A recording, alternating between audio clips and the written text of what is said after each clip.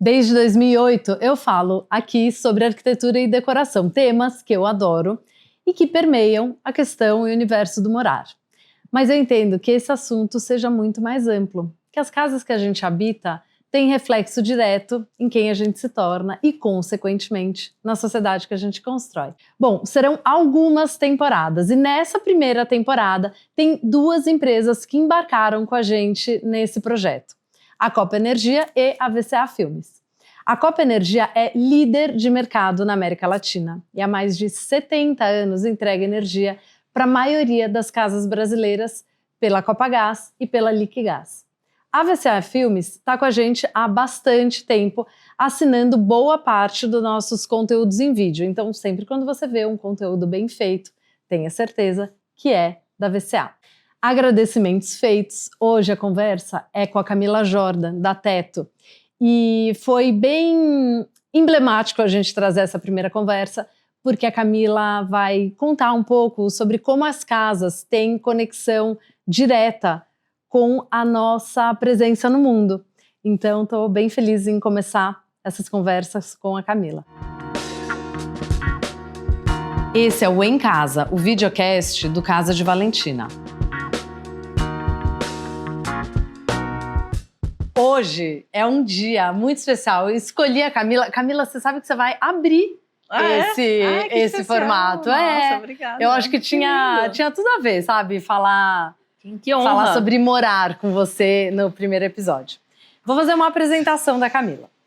A Camila é formada em Engenharia Ambiental pela Universidade Nova de Lisboa. É mestre em Administração Pública e Políticas Urbanas pela Columbia, Nova York. E desenhou o programa, que depois eu quero que você fale um pouquinho mais dele, The Basement Renovation Pilot. E hoje é diretora de Relações Institucionais da Teto Brasil. Bom, mas eu acho que a apresentação, que é uma apresentação objetiva tua, que é o seguinte, que a Camila é uma ativista urbana focada em desenhar e implementar mudanças de sistemas em cidades, especialmente em comunidades carentes.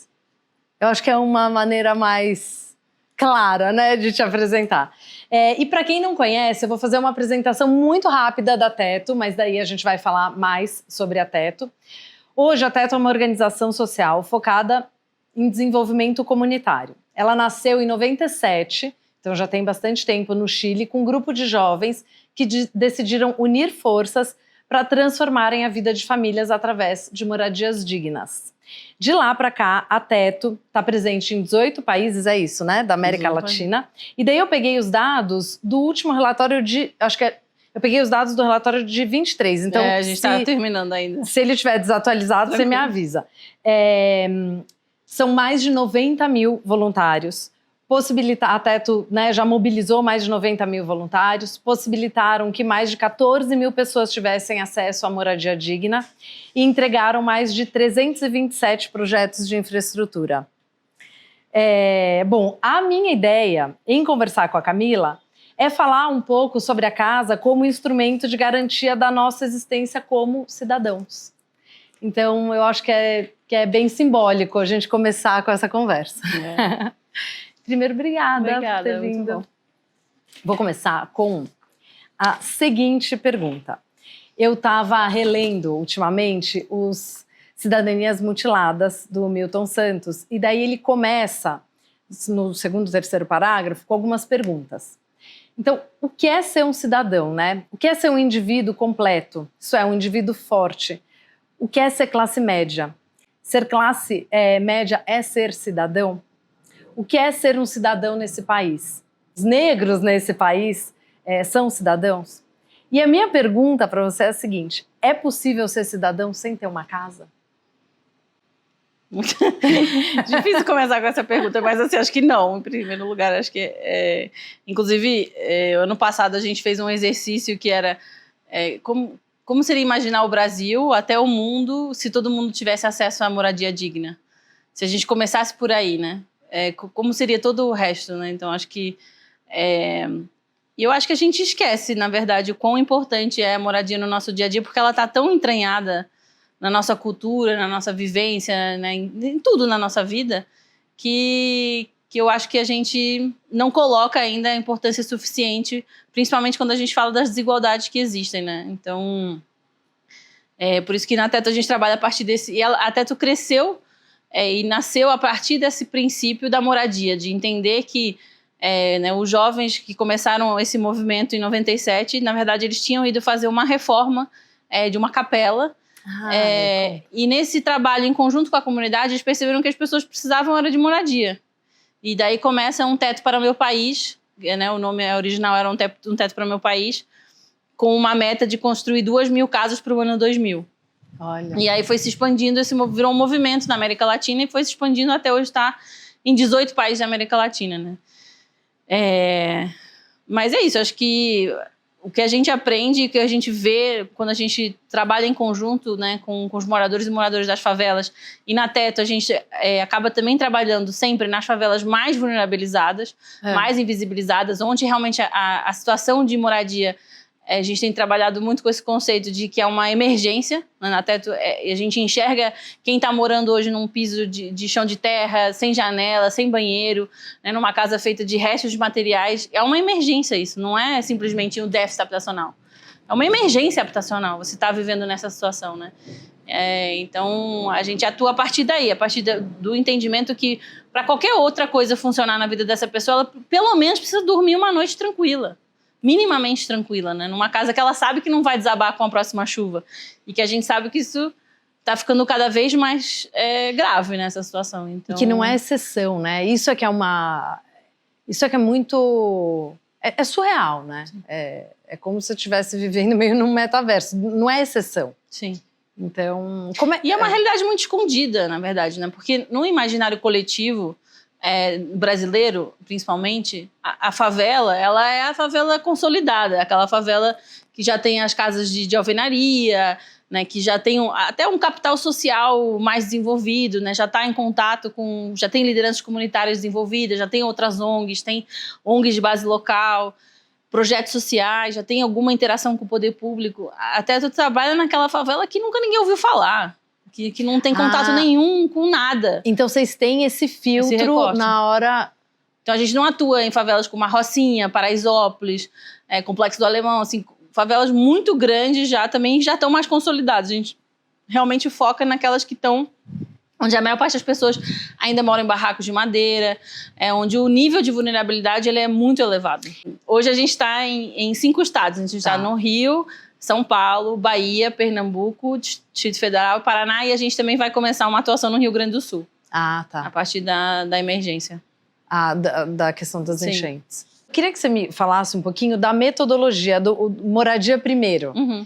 Me fala assim, porque na Teto vocês têm uma metodologia de trabalho muito diferente de outros programas. Uhum.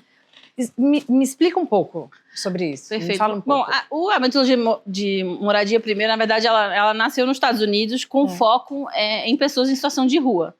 Né, do entendimento que, de novo, pessoas que estão em situação de rua, é muito difícil você conseguir fazer qualquer outra coisa, apoiar essa pessoa de qualquer outra forma se ela não tiver uma moradia digna. Então, se você quiser ajudá-la a conseguir emprego, ou ela sair de algum vício, ou ela receber algum tratamento, enfim, ela precisa da estabilidade de uma moradia para que os outros programas funcionem. Né? Então, isso foi, enfim, através de vários experimentos mesmo, de tentar aplicar várias metodologias para entender que a moradia ela é esse bloco essencial, é o zero, né? O marco zero, digamos assim. E na Teto é a mesma coisa, porque a gente entendeu também ao longo dos anos, né, hoje a gente se intitula como uma organização que trabalha com desenvolvimento comunitário, mas porque a gente trabalha com a moradia primeiro. Porque de nada adianta a Teto chegar numa comunidade, tem todo um processo de como que a gente começa a trabalhar com a comunidade, etc. Se a comunidade quer trabalhar com a Teto, porque a gente não faz nada sozinho, sempre em conjunto com a comunidade. A comunidade precisa querer que a gente trabalhe lá, mas a gente entende que se você está morando na lama, você não quer sentar numa reunião de 2 horas para discutir qualquer outra questão da sua comunidade, porque você está vivendo na emergência. Você está pensando o que você vai... se a sua casa vai estar em pé amanhã, o que você vai comer, se você não está dormindo bem. Então, assim, você está muito preocupado se as suas crianças vão ser mordidas por um rato ou por algum outro bicho peçonhento. Então, você não consegue né, ter um mínimo também de pensar no coletivo se a sua dignidade básica não está sendo atendida. Então, a Teto começa com a moradia também por uma razão também de criar laços de confiança, porque são comunidades muito desacreditadas, que já passaram por muitos ciclos de pessoas, organizações, enfim, que vão lá, prometem, nunca mais voltam. Então, a gente precisa também criar esse laço de confiança. Conquistar. E a moradia é muito impressionante, assim, né? Porque a gente chega lá e fala assim, a gente vai construir moradias em 2 dias. As pessoas falam, oi? Como assim? Aí eu vou ter que desmontar o meu barraco para você vir aqui e montar uma casa em 2 dias? Não sei, acho que não e tal. E aí, enfim, à medida que a gente vai fazendo também vários mutirões de construção, onde chegam 200, 300 voluntários de uma vez só, pessoas que nunca tinham pisado naquela favela antes. Tem a equipe que faz o acompanhamento, mas a grande parte dos voluntários nunca tinha ido naquela favela, nunca tinha conhecido aquela família, e fica ali 2 dias imersivo, com uma família, construindo a moradia daquela família, e as pessoas realmente assim, ficam muito... Elas se sentem vistas. Você sabe, eu já vou até emendar uma outra pergunta que eu ia te fazer, que a sensação que eu tenho, que a Teto, óbvio, que transforma a vida daquela família, das famílias ao redor, mas eu imagino que também do voluntário. Como é que... E você, assim, o teu primeiro contato com a Teto foi como voluntária? Foi. Como é que foi, assim? Bom, na Teto a gente tem esses 2 propósitos. Um é realmente a transformação da sociedade através do voluntariado, né, através dessa formação cidadã. E a outra é a transformação na vida das famílias. Então, esses 2, eles caminham de forma paralela, em conjunto, enfim... né, de forma realmente... Não é que o voluntariado é por acaso na Teto, ele realmente faz parte da nossa estratégia, né? Então, acho que isso é um ponto muito importante, que é diferente de outras organizações que têm voluntariado.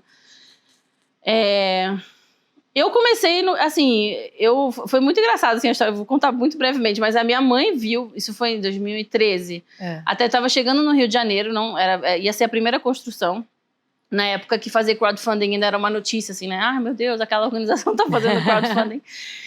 E eu comecei a falar, então, com todo mundo que eu conhecia no Rio, eu falava, tem essa organização, a Teto?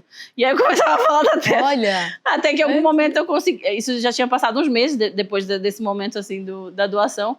E aí eu conheci uma pessoa que tinha participado da primeira... Não, alguém me escutou e falou assim, peraí, a Mafalda, ela foi na construção da Teto. Aí eu, meu Deus, preciso falar com a Mafalda. Aí a Mafalda me levou para a 2ª construção da Teto lá no Rio, e aí eu nunca mais saí. Então, e realmente, assim, eu fui estudar administração pública por conta da minha experiência na Teto. Que uma das coisas que, assim, que eu sou mais orgulhosa de trabalhar na Teto é que eu acho que a gente é uma organização muito corajosa, porque a gente trabalha na emergência, mas a gente acredita que a solução está para além da emergência, que a gente precisa de soluções definitivas para que essa emergência não exista. Se hoje a gente começasse a urbanizar uma favela por semana, que não existe essa possibilidade, mas enfim, se essa fosse a conta, a gente ia demorar 230 anos para urbanizar todas as favelas do Brasil. Então, assim, hoje as pessoas nascem e morrem em barracos. E a gente não olha para essa emergência, a gente não é capaz de pensar, putz, ok, urbanizar é complexo, urbanizar, a gente não está colocando ainda o foco necessário, né? Agora até está voltando esse movimento, mas... Vamos trabalhar com a realidade. Vamos trabalhar com a realidade. Hoje as pessoas precisam de soluções transitórias também. Ela precisa não morar num barraco que a cada chuva enche, que a cada chuva ela perde, né, a geladeira, a cama. Tem uma história muito boa, porque até tu fez uma avaliação de impacto com a FGV há uns anos atrás, para realmente medir o impacto do programa de moradias de emergência da Teto. E tem outros estudos também na América Latina muito interessantes, mas esse especialmente, que foi feito também durante a pandemia, trouxe o grande impacto na saúde mental das pessoas. Então, elas consumiam menos antidepressivos e ansiolíticos, elas dormiam melhor, elas tinham menos estresse. E aí, por conta também da metodologia da Teto, elas se sentiam menos sozinhas e confiavam mais na liderança comunitária. Camila... E aí, numa dessas entrevistas, a gente... É muito impactante. Muito impactante, porque tudo é com base na sua saúde, né? A moradia, na verdade... Hoje, na OMS, né, na Organização Mundial de Saúde, a gente sabe que a sua saúde ela é determinada pelos fatores sociais. 55% da sua saúde é determinada por fatores sociais. E a moradia tem um grande papel dentro disso, né? A Teto nunca prega que a solução que a moradia emergência ou transitória é a solução ideal. Mas ela é a realidade do Brasil, precisa dessa solução. E hoje, por exemplo, em outros países da América Latina, tem governos que financiam as moradias emergenciais da Teto nos outros países. Aqui a gente nunca consegue. Não tem um município, não tem um estado, não tem um governo federal que dê dinheiro para fazer moradias de emergência. Nem com o Rio Grande do Sul. Camila, eu acho que vale só você explicar, que eu não sei se todo mundo sabe a diferença da moradia transitória e da, como é que chama? Definitiva. Assim, segundo a ONU, você tem vários critérios para que a moradia seja definitiva. A primeira é a segurança de posse. Então, se você não tem segurança de posse sobre aquele terreno, você tem risco de perder, né, tudo que você... Assim, a gente tem bairros inteiros em São Paulo hoje que não tem nem sequer escritura. Não tem a posse daquele terreno, né? Então, a primeira é a segurança de posse. Enfim, tem várias, mas acesso a serviços, se essa moradia, por exemplo, está de acordo com a acessibilidade, está de acordo com a cultura daquela região, daquelas pessoas. Então, quando você está com...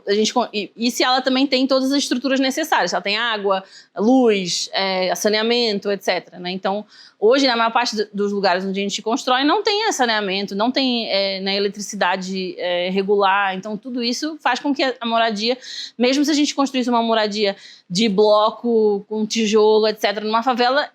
Nesse conceito, você não poderia considerar essa moradia definitiva porque ela não tem todos esses outros quesitos que são agregados, digamos assim, ao conceito. Agora que você estava falando isso, eu vi, era um café filosófico com a Hermínia Maricato, que ela falava... incrível. Maravilhosa. Sobre a questão da legislação. Como que a gente se sente confortável e a cidade fecha os olhos para um cenário que não é exceção e que é obrigado a viver na ilegalidade, né? Porque não é uma opção, né? Ela é obrigada a viver na ilegalidade em termos... Daí ela discorre um pouco sobre essa questão da posse e é como o mercado imobiliário funciona, né? Enfim. Que no fundo a gente vê hoje também as favelas que são mais vulnerabilizadas, elas são aquelas que são espremidas para as áreas onde o mercado imobiliário não tem interesse, que são as áreas de risco em geral. Né? Então, é para esses lugares que as pessoas acabam sendo... E assim, você vai numa favela, tem um mercado imobiliário... Paralelo. As pessoas pagam para morar num barraco. Não é ela tá morando ali de graça. Sim, aqui em São Paulo, eu conheci uma menina que tinha fugido de casa por conta, enfim, de questões com os pais, etc. E ela enfim, jovem, né? E ela tinha pagado R$4.000 para morar num barraco do lado do córrego. É inacreditável. E muitas vezes, talvez essas famílias nem saibam que não tenham essa clareza da legislação né, de que não é delas, aquela casa. Isso é a única opção, você vai fazer o quê? Claro, é o que tem disponível. Agora, você estava falando, a sensação que me dá é que a Teto, ela é quase... É uma pedra que você joga na piscina e daí a partir dessa casa começam-se ondas, né, de mudança. E é isso mesmo na prática? Eu acredito que sim. Eu realmente, assim, a gente vê... uma das histórias também mais incríveis para mim são mulheres, porque em geral, né, as lideranças comunitárias com as quais a gente trabalha, que a gente tem um trabalho muito, muito profundo também com essas pessoas nos territórios, na sua maioria são mulheres, não só no Brasil, mas na América Latina, que tem 2, 3 trabalhos e além disso ainda são também referências na comunidade, que cuidam das famílias mais vulnerabilizadas, etc. E ver quando essas lideranças elas começam a ganhar confiança do trabalho que elas já executam, né? Então não é que a Teto... na Teto a gente fala muito que é trabalhar as capacidades comunitárias que já existem muitas vezes, que já estão ali, que de alguma forma precisam ser potencializadas. Né, precisam de troca de ferramentas, de troca de experiência, né? Então a gente vê tem lideranças comunitárias que antes da Teto elas não se enxergavam dessa forma. E aí depois elas falam, não, hoje eu sou uma liderança comunitária, hoje eu aprendi isso e aquilo, né? E a gente traz todas essas ferramentas, por exemplo, a Assembleia, que é uma ferramenta muito simples, mas mesmo se a Teto for embora, hoje aquela comunidade ela tem essa ferramenta de, quando precisar resolver alguma coisa, eles têm a ferramenta de fazer uma Assembleia comunitária. Ou fazer uma árvore de problemas, ou fazer várias outras atividades participativas que a gente faz de desenho dos projetos, né? Então, começa com a moradia, por a gente entender que realmente as pessoas precisam de ter esse mínimo de respiro, digamos assim, para poder, então, lutar pela sua comunidade, porque a Teto também enxerga que precisa ir além da Teto, né? A Teto não é a organização que vai resolver sozinha toda essa problemática, né, da urbanização no Brasil, mas a gente precisa ir com as comunidades e elas precisam vir junto com a gente, e a voz dela que precisa ser projetada, porque elas que vivem esses desafios. Construir cidade a partir daquilo, né? Eu ainda vou escrever, eu tô falando tanto isso que eu preciso realmente sentar e escrever, mas eu quero escrever um artigo que seja que o Brasil aprendeu a fazer condomínio, a gente não aprendeu a fazer cidade. E talvez o único lugar onde a cidade seja construída na escala humana, na escala, né, ali, é na favela.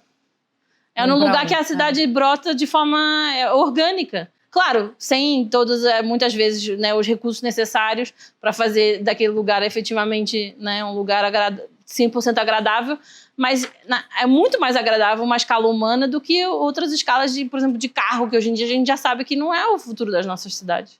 Assim, quando você vai dentro da Rocinha, você anda pelas escadas, eu trabalhei numa ONG dentro da Rocinha, parece que, assim, é igual a Grécia. Você vai andando pelas vielas, só que é isso, não tá pintado de branco e não tem 1000 turistas. Mas, quer dizer, hoje até tem mais, mas a escala ali da lojinha, da pessoa, né, do banquinho que a pessoa construiu para sentar, ver as pessoas passarem, é muito mais agradável na minha visão do que hoje cidades que estão completamente fora da escala humana, né? Você vê, às vezes esse discurso do urbanismo fica tão descolado da realidade que nunca tinha parado para pensar que realmente nas favelas...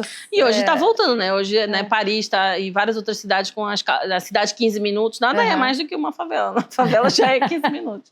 A participação do morador... Daí são duas perguntas. Em primeiro, como que vocês escolhem a família?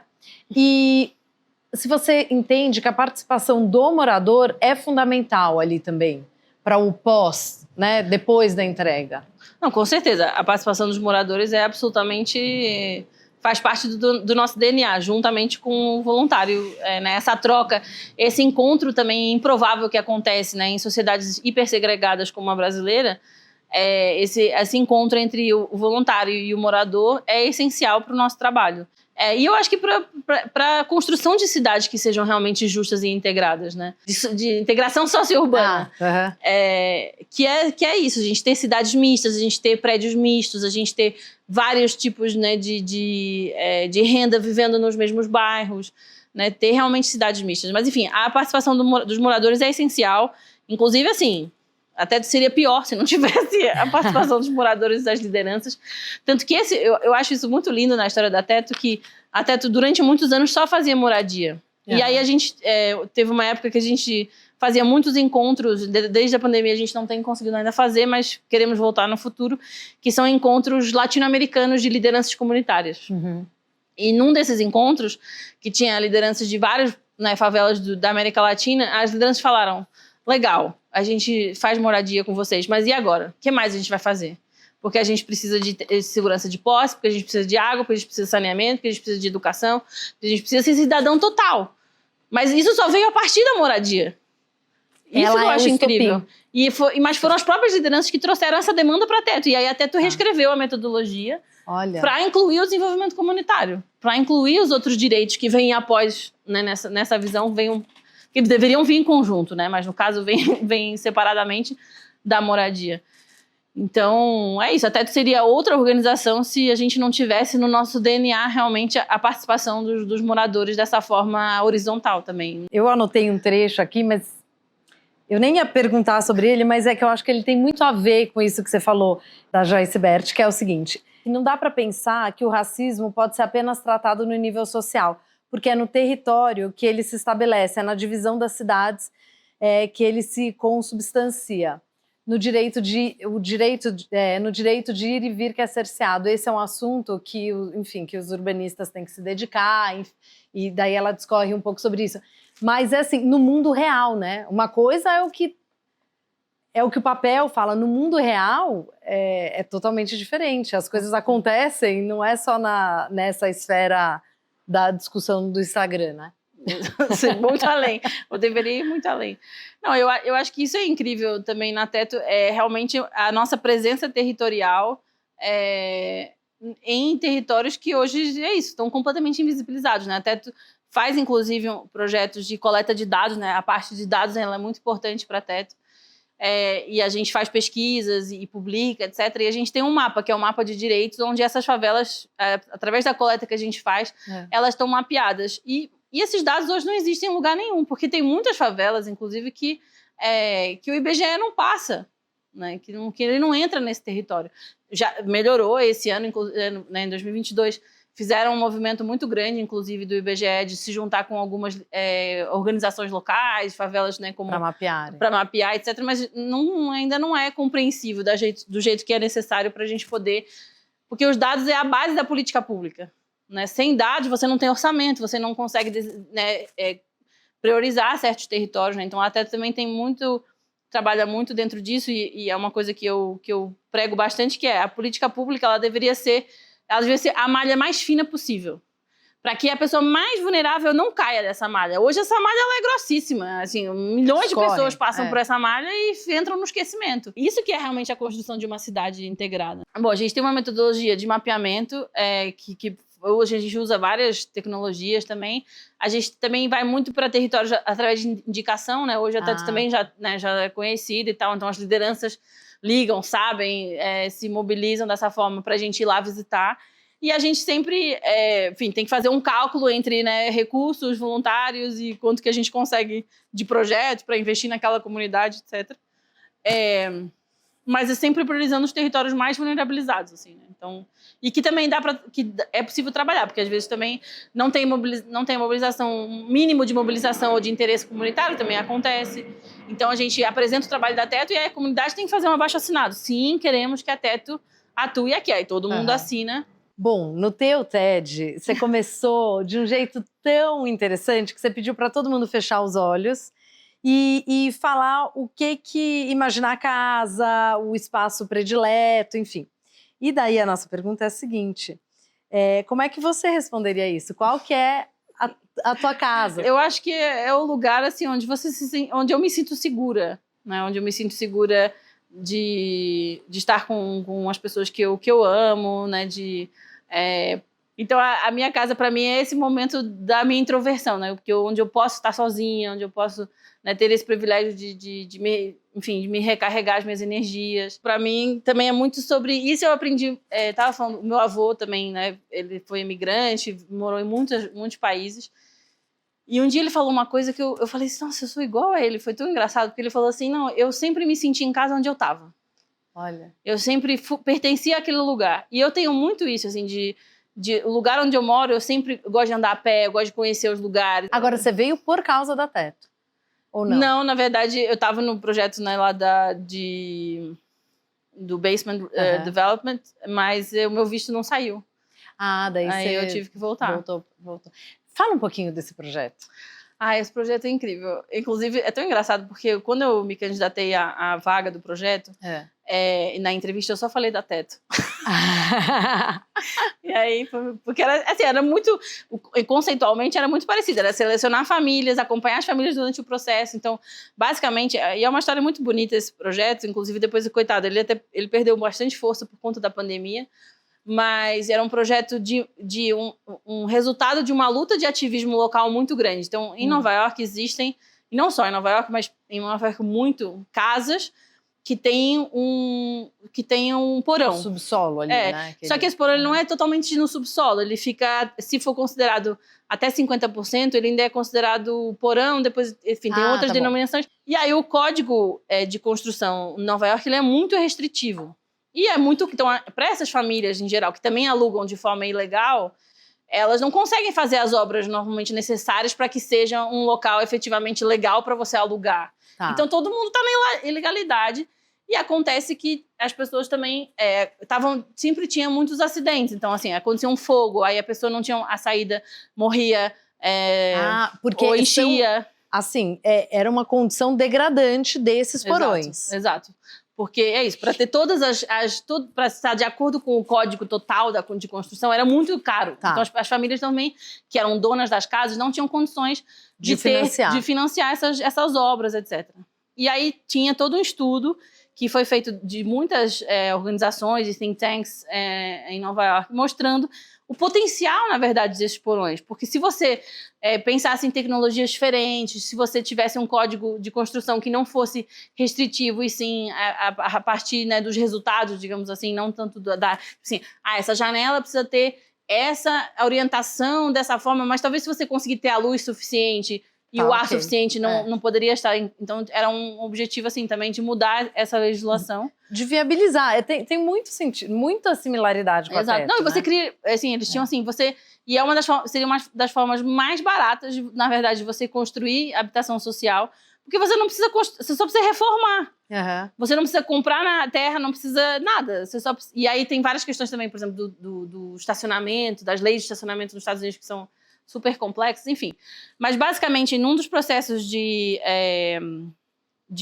reurbanização que eles têm lá nos bairros, né, de dar mais densidade, etc., num desses bairros, o bairro negociou que, então, como contrapartida de poder entrar mais no mercado imobiliário no bairro, etc., eles iam financiar esse projeto que era de $6 milhões na época. Tá. E ia ser um projeto piloto com 50 famílias, para que a gente passasse por todo o processo com todas as secretarias.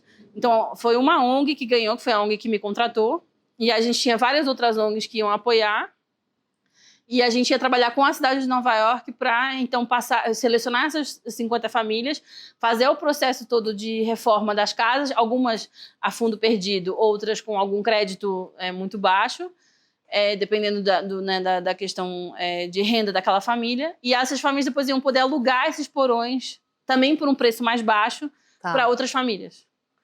Então, é muito legal. O projeto muito caminhou. Legal. Ele é um projeto caminhou, continua, só que, assim, com a pandemia, ele perdeu quase todo o financiamento. Então, né, todo o orçamento que estava guardado foi para outros projetos e agora eles estão fazendo só com 10 famílias. Tá. Agora, você acha que... Claro, aqui é uma situação de arquitetura muito diferente da que a gente tem aqui. A gente praticamente não tem esse formato de, né, esse porão e tal.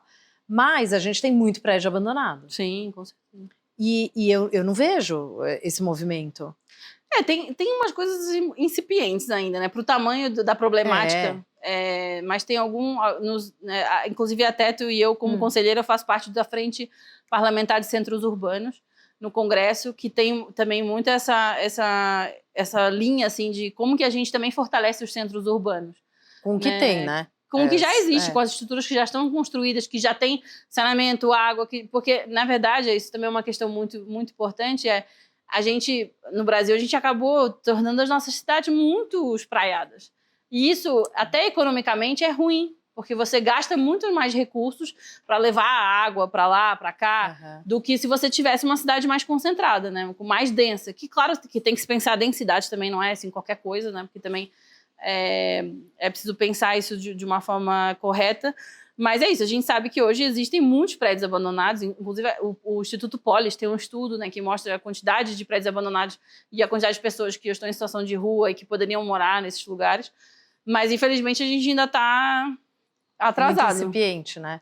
Tinha que ter uma força-tarefa maior. Tem até alguns projetos, assim, tem um projeto interessante chamado Citas, que eles, acho que eles têm só um prédio agora, mas já estão fazendo outros no centro. No centro aqui de São Paulo. Onde eles reformam todo o prédio, eles pegaram um prédio que era do INSS, uma coisa assim, e transformaram em apartamento e alugam por um preço mais barato, mas assim, a verdade é que ainda é um valor, não é tão barato assim. Pro nível de renda do Brasil, né? E a gente tem os movimentos sociais de moradia, que são, assim, pioneiros em dizer, não, esse prédio aqui é abandonado, podemos morar aqui, por que a gente não mora? Inclusive, recentemente estavam até protestando pelo Minha Casa Minha Vida Entidades, que estavam com umas questões lá que não estavam apoiando as entidades a fazer. Então, a gente poderia potencializar muito esse processo, onde as ONGs pudessem, né, as ONGs, os institutos, as associações de moradia pudessem construir moradia nesses locais, com a participação das famílias, né? Realmente, assim, uma coisa muito legal que hoje a gente não incentiva. E no centro. E no centro. Em local, né, junto aos eixos de transporte, enfim, tem muitas opções que a gente ainda infinitas vantagens. E daí fala também sobre a localização, né? Quer dizer, não é só a casa, é a casa que dentro dos conceitos da ONU de moradia digna, a localização é um dos princípios também. Que tem que ser uma moradia que esteja realmente integrada na sociedade, né, na cidade. Mas daí, eu entendo o que você fala. Assim, lendo isso, tem total sentido. É que parece ser uma coisa de tão longo prazo que daí você trabalhar na borda atende uma emergência, né? Com certeza. Não, eu acho que o que a gente... que também São Paulo é uma cidade que nem pode ser considerada exemplo para o Brasil, porque, né, a maior parte das cidades são muito menores do que São Paulo. São Paulo tem muitos centros, né? Tem muitos centros numa São Paulo só. Uhum. Né? Enfim, tem toda a região metropolitana. Então, acho que tem muitas áreas hoje que são consideradas periféricas, mas que poderiam ser, ali mesmo poderia brotar um centro, se existisse investimento. Mas a gente viu durante muitos anos, por exemplo, na construção de Minha Casa Minha Vida, onde a questão do terreno não fazia parte de uma das indicações do Ministério das Cidades, e aí você construiu moradias assim... Super... Eram condomínios... super... Aquilo não é cidade, é que a gente precisa construir cidade, não só moradia, né? Então, esse é um grande desafio. Era quase um interior. Era muito longe de escola da cidade, não tinha nada em volta, não tinha mercado, não tinha escola, não tinha trabalho. E aí, realmente, fica muito complexo você pensar na moradia dessa forma totalmente descolada da realidade, né? Da cidade, digamos assim, né? Mas, inclusive, agora, no novo Minha Casa Minha Vida, tem a opção de você construir também nos centros. Então, eles abriram essa possibilidade, tem lá uns incentivos. E no centro de São Paulo tem tido bastante projetos. Assim, não é o Minha Casa Minha Vida faixa 1, que é o que a gente mais precisa. Mas tem outras faixas de moradia, de renda, né, que estão sendo construídas ali na Vila Buarque, no centro, em alguns outros que já lugares. São muito mais próximas. Sim. Agora, você percebe uma diferença muito grande? Quer dizer, Rio e São Paulo tem uma questão geográfica que daí muda muito, mas em outros estados que vocês atuam? Sim, assim, outros estados a gente acaba vendo, por exemplo, às vezes favelas em regiões mais periurbanas, assim, realmente, né, são cidades às vezes menos densas. Por exemplo, em Salvador a gente atua também ali em volta, Feira de Santana. A gente atua também em quilombos. Aqui em São Paulo a gente atua também em aldeias indígenas no Jaraguá. Então tem assim, uma variedade também de territórios que a gente... E é muito diferente a metodologia ou não? Vocês aplicam sempre a mesma metodologia? Sempre a mesma. Na verdade, na metodologia a gente chama que é uma caixa de ferramentas. Então, né, você vai pegando as ferramentas que você acha que são de acordo com aquele território. Então permite essa flexibilidade de você ir adaptando a metodologia àquele território e não ser uma coisa que seja linear. Isso também foi um aprendizado, não era assim desde o início, mas ao longo dos anos a gente foi aprendendo e modificando a metodologia dessa forma. Camila, me fala uma coisa, tem algum... aqui em São Paulo, você tem ideia de quantidade de casas, assim, que foram construídas? Nossa, da teto? É pegadinha, né, minha pergunta, mas... Não, mas assim, eu acho que... Vamos fazer uma conta... Mas a maioria foi construída em São Paulo, né? Porque a gente atuou aqui até 2013 só em São Paulo. Né? A gente chegou na casa 5.000 agora, no final do ano passado. Eu diria que 3.000 provavelmente devem ter sido em São Paulo. Em São Paulo. E depois disso, existe, assim, algum contato para vocês saberem como é que estão essas famílias? Então, muitas favelas a gente acaba atuando durante muitos anos, assim. Tá. Então, por exemplo, agora recentemente eu fui para o Rio no final do ano passado e fui acompanhar a finalização de um projeto na favela Vila Beira-Mar, que a gente atua, eu fui voluntária lá. Então, a gente começou a trabalhar lá em 2013, 2014 na verdade. Então, tem 10 anos que a gente atua lá em conjunto com as famílias. Então, a gente vai acompanhando também essas mudanças que vão acontecendo, os projetos. E lá na Vila Beira-Mar foi muito, assim, eu chorei muito lá no dia, porque... Foi muito impressionante ver, a gente fez um projeto de água lá, de acesso à água, que impactou mais de 3.000 pessoas. E ver a entrega, assim, a qualidade da entrega que foi feita junto com a comunidade, por conta da liderança da Zélia. Falei, cara, isso também só foi possível porque lá atrás a gente construiu moradia. Porque lá atrás a gente foi construindo essa base junto com a comunidade para que hoje a gente pudesse entregar um projeto muito mais complexo de água, que, enfim, realmente foi muito incrível, desse calibre, assim. Mas porque a gente vem desenvolvendo junto com a comunidade, fazendo esse trabalho. São essas ondas, né? Exato. Mas, fala mais desse projeto, que até eu fiquei... porque não tem participação do poder público, né, nesse de saneamento das águas. Como que aconteceu isso? É infinitamente mais complexo do que subir uma casa, mesmo que seja em 2 dias. Sim, até porque é um projeto que é mais demorado, que você não vê o resultado tão rápido, mas que tem um impacto muito grande, né, na vida, na qualidade de vida. Claro. E a própria comunidade ativa, construindo. Com certeza. A comunidade sempre tem que participar. Então, depois a gente, né, tudo na Teto também passa pela essa formação para todo mundo junto, né? Então, aprender sobre o direito à água, aprender como usar a água, a gente faz workshop. Aí depende do que a própria favela e as comunidades nos falam. Não, aqui a gente tem muitas jovens que não têm acesso à educação menstrual, por exemplo. Então, a gente chama, às vezes, outra ONG para vir com a gente fazer um workshop sobre isso. Então, lá a gente fez isso também, e aqui em São Paulo também com uma ONG super legal também, que chama Fluxo Sem Tabu. Então, a gente sempre tenta também agregar, né, várias outras organizações, tecnologias, para além da Teto, para fortalecer. Vamos falar de um futuro maravilhoso, uma situação hipotética. Como que seria um projeto habitacional e planos urbanos para o Brasil num cenário de sonho? Eu acho que assim, hoje a gente precisa pensar, em primeiro lugar, na resiliência, né? Na resiliência das nossas cidades, porque isso aí não tem mais volta. Como lidar com a água, como lidar com o calor, né? Como lidar com a desigualdade, como realmente incluir as pessoas nesse processo. Então, quando eu penso num futuro que eu trabalho para construir esse futuro, né, diariamente, eu penso num futuro que realmente que a gente consiga construir esse em conjunto. Que assim, às vezes eu penso muito que a gente precisa fazer perguntas melhores, porque as respostas elas podem ir mudando também de acordo. A gente precisa mudar as respostas. Se a gente continuar pensando nas mesmas respostas que a gente pensava que antes era só construir, né, Minha Casa Minha Vida, que hoje em muitos países inclusive estão deitando abaixo porque virou um outro gueto, como que a gente, né, realmente constrói soluções a partir dos territórios, em conjunto com os territórios, compartilhando responsabilidade, investindo de forma séria e principalmente de forma contínua. Porque, por exemplo, eu acho isso muito marcante, assim, a história de Medellín, eles vieram se inspirar no Brasil. O urbanismo social, ele nasceu no Brasil. Ele nasceu com um programa Favela Bairro do Rio de Janeiro, que foram 15 anos ali, que se investiu milhões de dólares junto com o BID, e que depois simplesmente desapareceu. Se a gente tivesse continuado esse projeto, o Rio de Janeiro seria outro hoje. Mas a gente simplesmente deixou cair no esquecimento. Por que você acha que acontece isso? Eu acho que, enfim, tem muitas coisas, eu não sei se eu sei responder, mas eu acho que uma das coisas principais, eu acho que a gente se envolve pouco como sociedade.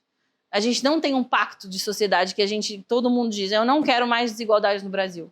Eu sempre falo, se todo mundo se a classe alta se indignasse da mesma forma com a pobreza, como ela se fica indignada com a segurança pública, o Brasil seria outro. Porque cada vez que acontece alguma coisa de segurança pública, as pessoas, nossa, meu Deus, ficam revoltadas. Gente, mas e a pobreza? Essa ninguém se revolta.